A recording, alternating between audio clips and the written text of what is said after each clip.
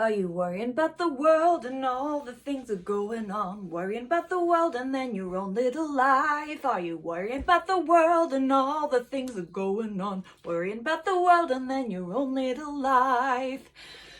Just came to me, a little ditty in the bathroom as I was having a wee. And that's kind of what sums up the vibes right now. But anyway, good morning. Not good morning, good day. I think it's good day. From the U Kingdom, and we're back with another lesson in these times in need of detachment. See, my brain's not going to work now. Come on, brain, work for me.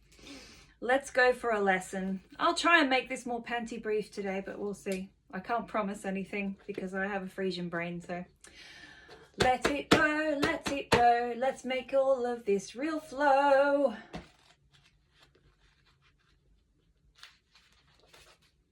Woo! We're going for an early lesson now. I don't know if this book's supposed to be read in order. It probably is, but I don't do things normally, so okay. Detachment lesson 13. Detachment means freedom from obsession. Ooh, this is a good one for me. I tend to fixate or become obsessed about a wide range of things at any given time. I don't know if this is a neurodivergent thing. Not saying I'm neurodivergent, but strong possibility I am because I tick off on all these things. But anyway, when you get like fixated on a topic, I can research it for hours and hours and days, and I like totally obsessed, dive down the rabbit hole of the topic. I know it inside and out, and then I lose interest at some point. But yeah, I dip in and out of topics and I go like obsessively interested, researchy, buy everything to do with it, and then I lose interest. So anyway, yes. Okay. Detachment means freedom from obsession. I, for one, am all too familiar with how obsessing over the actions of others can cause my emotions to spin out of control. Oh yeah. Story of my life. Okay. Left unchecked, I can find myself in a downward spiral that feels overwhelming and can lead to the awful feeling of hopelessness that used to be a constant companion. Obsession with others on our path can creep up on us when least expected. But I have come to understand, with the help of those wiser than myself on this journey, that when I am not staying close enough to my higher power, she's put higher power with capital H, capital P, she's referring to God, whatever you call a higher power, if you believe in a higher power, your higher power could be logic and reason, but it doesn't matter. It's whatever your higher power, whatever you deem to be the greater authority than your crazy brain. But I've come to understand, with the help of those wiser than myself on this journey, that when I'm not staying close enough to my higher power, I am very vulnerable to the old habit of watching others and letting how they behave determine how I feel.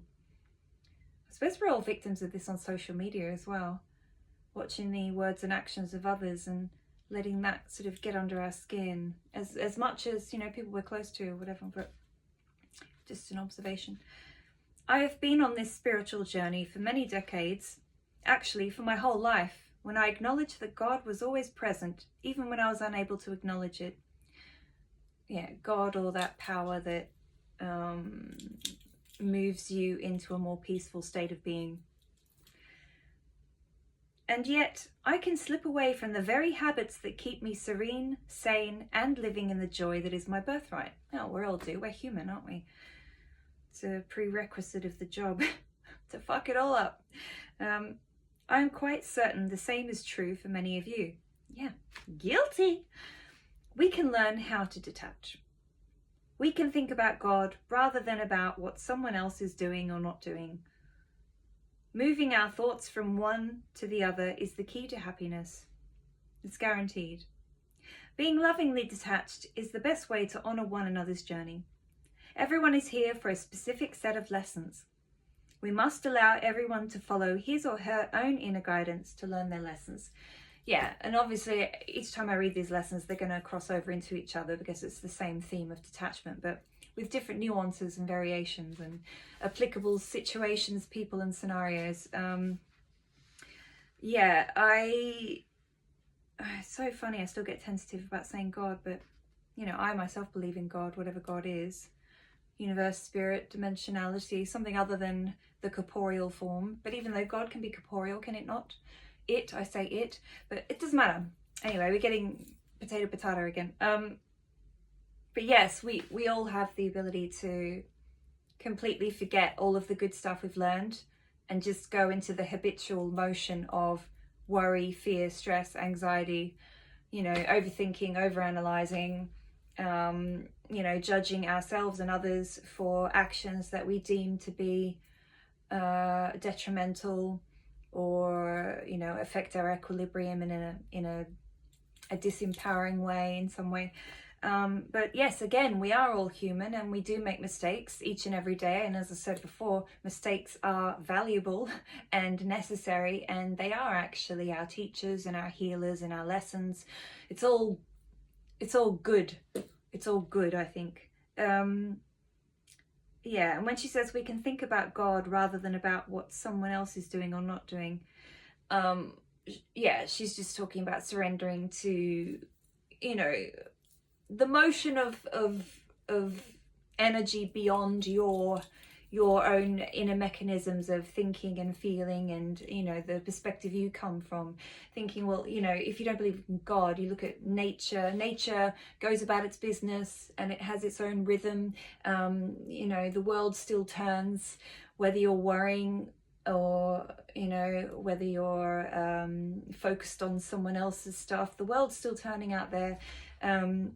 And really the best thing for you to do is to surrender and relinquish that control, that need to control, and that need to be, you know, a sticky beak, a busy body, and, you know, focus so heavily on other people's stuff when, you know, you got to let them live.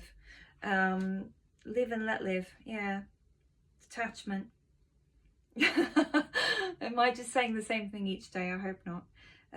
But it's good. We're drilling the lessons home and trying to keep ourselves accountable, because yeah, we all have those days, and I've been to those points where I think, oh yeah, I've really mastered this lesson now, and then something else comes in, especially when I'm in a triggered state and I get really stressed and I get really anxious and I go into a spiral, thought and feeling spiral, and I just think, oh my God, the world's over, and I go to the worst case scenario for everything, you know, and it's not healthy, because you just have to deal with things as and when they happen the best that you can. At the end of the day, all you can do is just do your best. You know, and if you know you're inherently a good person, you're trying your best, you're holding yourself accountable, you know, you're living and learning each and every day and trying to show up as authentically and lovingly as possible, really, that's all you can do.